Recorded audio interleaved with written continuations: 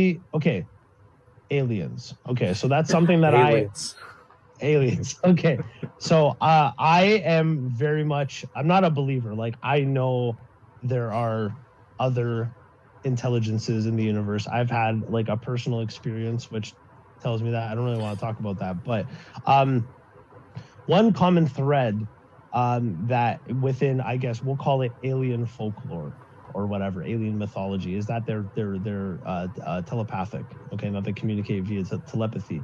Now we have these devices, right, that we can, for the first time in human history, with the advent of the telephone, we can talk to somebody in real time on the other side of the fucking planet, right?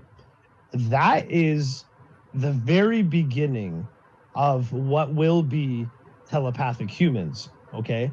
Because what is technology? Technology is what an organism uses to perfect itself, okay? So these phones that we're holding, that I'm holding in my hand, that you're using to talk on, whatever, this is the very beginning of what will be telepathic humans, in the same way that a monkey cracking open a nut with a rock is what is today's fucking drills and hammers and shit like that. Well, case in point, I'm in the United States, you're in Canada. We're speaking to each other as though we were in the same room, and the entire world can watch if they want to.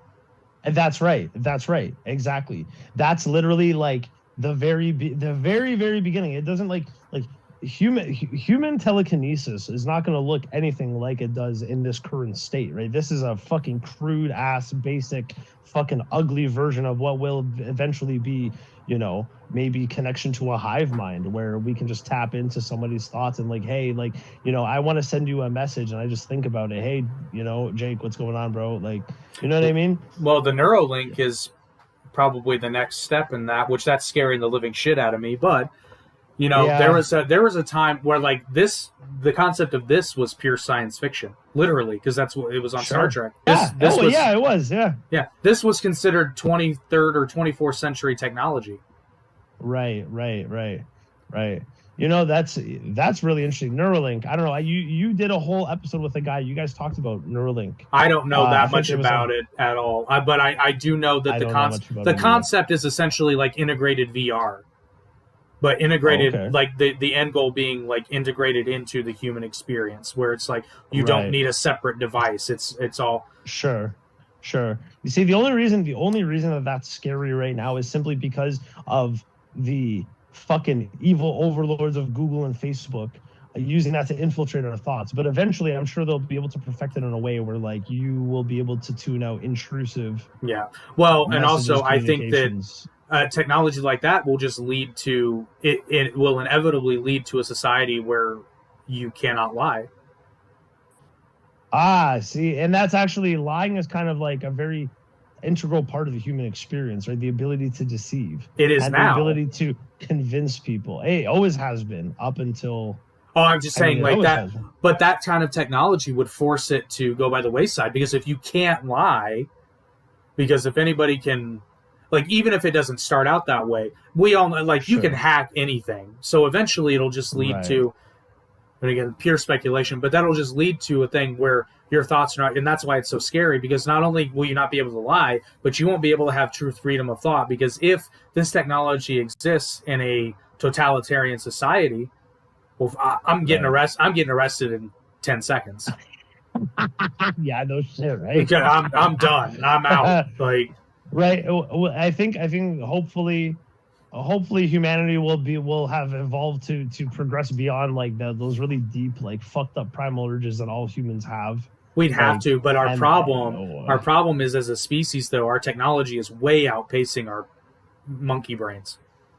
Yeah, that's true. Yeah, but again, technology is what an organism uses to perfect itself, right? So our biological evolution may not be keeping pace with like the technological evolution, but the technological evolution will lead to the biological evolution.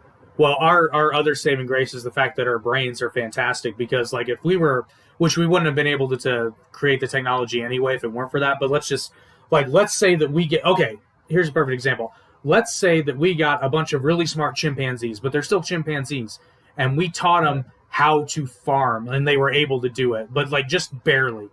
Like large-scale farming. they would all fucking die because they would eat themselves to death. Well, yeah, but even too, actually, speaking of fucking chimps, okay, this is kind of like off topic. You know that like chimps have entered, or the great apes, I should say, have officially entered the Stone Age of their own accord. Yep. Right? I've seen. Yeah, which is like, dude, I was watching this documentary about how chimps, they have hunting parties because they go out hunting bush babies. Yep. Right. And so they go and they make spears, which they like gnaw off the leaves and they sharpen the ends with their teeth to make fucking spears. And then they go in a coordinated effort with like vocal communication being used to coordinate their hunting of these fucking bush babies. They set ambushes. They set literal ambushes. I've seen it. No way. Yeah. No way. No, I'm not even shit. It's coordinated. No way. No, they'll be laying in wait. I don't think it's for bush. It's some species of monkey, but they've seen them do it. Oh, those little monkeys, the capuchin monkeys. They go and they chase them, and then the other one will be waiting to catch them. Yeah, but they're waiting in the. It's like separate squadrons. That shit's scary as fuck.